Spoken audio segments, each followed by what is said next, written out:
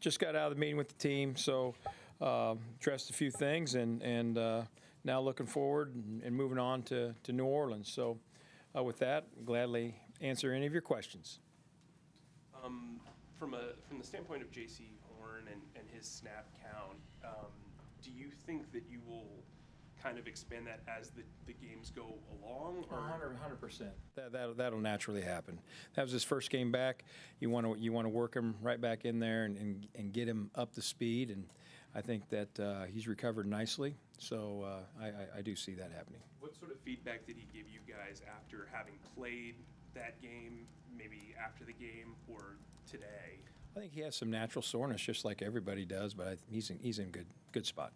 Do you think this week, Chris, he might be close to 100% of the snaps, or what do you think? You're talking what are we looking at here, guys? Monday, 12:30. I anticipate him playing quite a bit.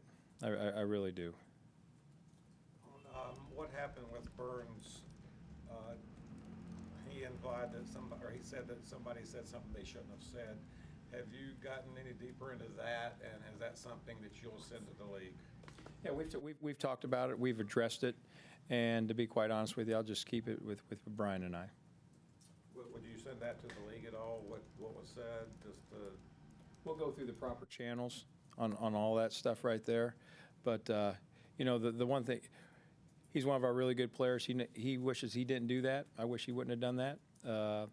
But because we need him, and it's unfortunate that happened. Last year, when you guys went to the Rams after Matt was dismissed, you kind of had like a similar game where there was some operational issues. You guys were trying to feel stuff out. I'm just curious, what did you learn from maybe that game and then the follow-up build off the rest of the season that maybe you can take into these next 5? Well, I don't know how much operational issues that we had. I don't think we had any delay of games. I think we were dialed in with regards to when we were going to go forward on fourth down and those type of things that you learn. Obviously, it's a little bit of a new setup, and I'm obviously taking a little bit more of a role. Let our coaches coach, and that's what I did. And moving forward, we'll kind of stay with that operation, but I'll definitely be involved. Chris, something Frank and Thomas did earlier in the season, I think 2 games, was bring Andy in for some like 3rd and 1, 4th and 1s. Is that something you guys have talked about potentially looking at again? We haven't talked about any of that at this moment. Would you consider that? I'll consider anything that gives us the chance to win the game. Alex Cook, was it on Evans' big play? Was he out of position? Yeah, we're just kind of single high there. They kind of concept of the 2 inside verticals. Mike Evans is a good player. Made a nice play that puts a little stress right there. It's just, they had a nice call for what we were in at that moment. Can you speak to Henderson's performance? Henderson's performance?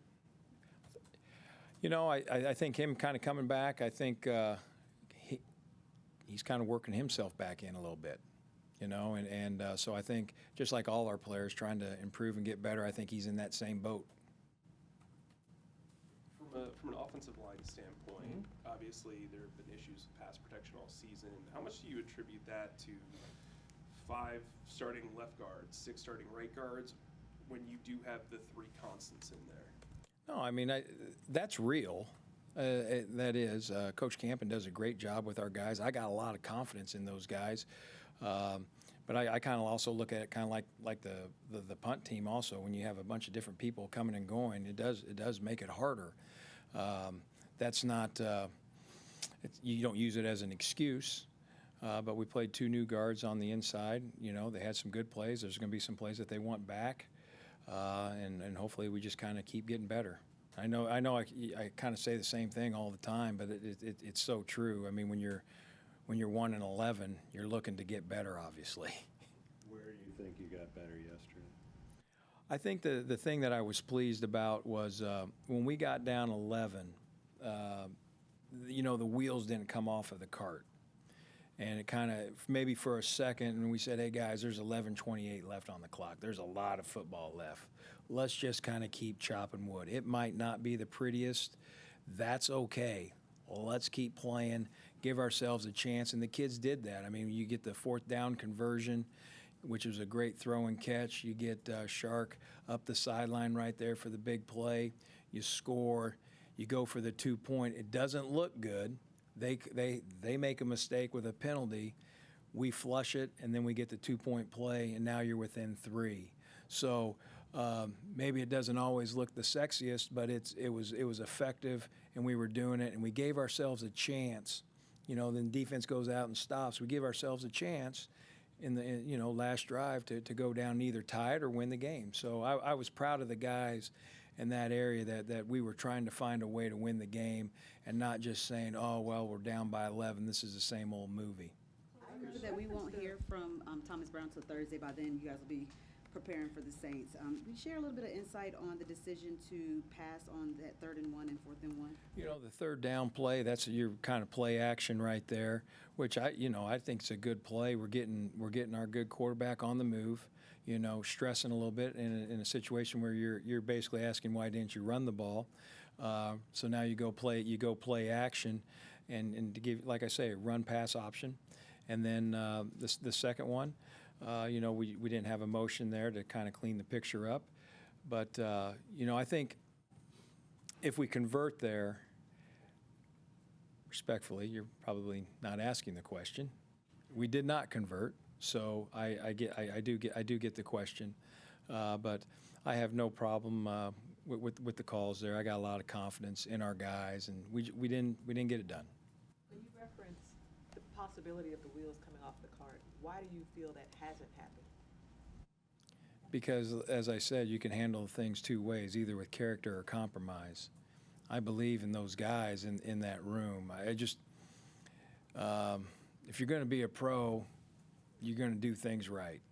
And I know that we have to hold them to that level, and I know that they'll respond to that because that's who they are. Chris, it seems like Bryce, even at a young age, is taking option A of that either character or compromise sort of thing. What's his level of maturity, and what's the impact that's had on the coaching staff, I guess, from afar, just kind of looking at him as the young leader of this team? Oh, I think he's going through a tough time like we all are. I mean, you don't sign up for this. You don't sign up and say, boy, after 12 games, I'd like to be 1-11. Anybody want to sign up for that? But I'll say this about the kid. He's a tough-minded kid. He cares. He's a pro.